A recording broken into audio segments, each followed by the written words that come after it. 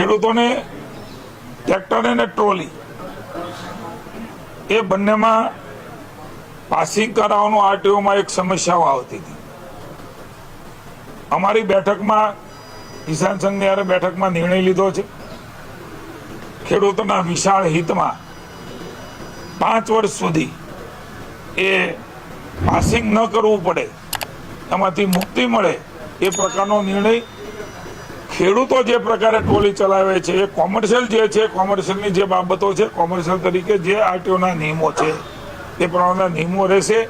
એ નિર્ણય પણ આવનારા સમયની અંદર રાજ્યની સરકાર એ કરવા જઈ રહી છે.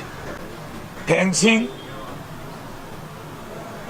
ખેડૂતો માટે થઈને જે પશુઓ એમના ખેતરમાં આવીને એમનો માલ ચરી જતા હોય છે, બગાડતા હોય છે, એ સમસ્યા મોટી છે.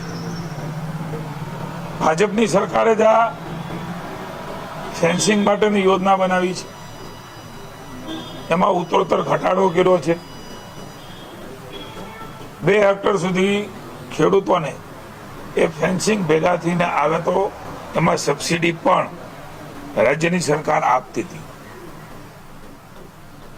કિસાન સંઘ, ભારતીય જનતા પાર્ટીનો કિસાન મોરચો વગેરેની પણ રજૂઆતો મળી અને એમના આધાર ઉપર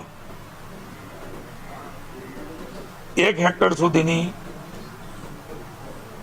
મર્યાદામાં આ ફેન્સિંગ કરવાનો નિર્ણય એ મારા વિભાગે લીધો છે ને નાણાં વિભાગ સુધી આ ફાઇલ પહોંચી છે.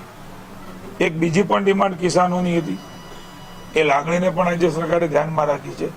રનિંગ ફૂટ 200 રૂપિયા એ આપતા હતા, એમના બદલે હવે રનિંગ ફૂટ 300 રૂપિયા એ નાણાં વિભાગમાંથી અમારી ફાઇલ મંજૂર થઈ હતી. માનનીય મુખ્યમંત્રીશ્રીએ સૂચનાઓ આપી છે એટલે તરત જ 300 રૂપિયા આપવામાં આવશે. એટલે કે 33% વધારો આશરે એ મહત્વાકાંક્ષી આ ફેન્સિંગની જે યોજના છે, ખેડૂતોનો પાક બચાવવાની જે યોજના છે, એમાં રાજ્યની સરકાર આગામી સમયમાં નિર્ણય કરવા જઈ રહી છે.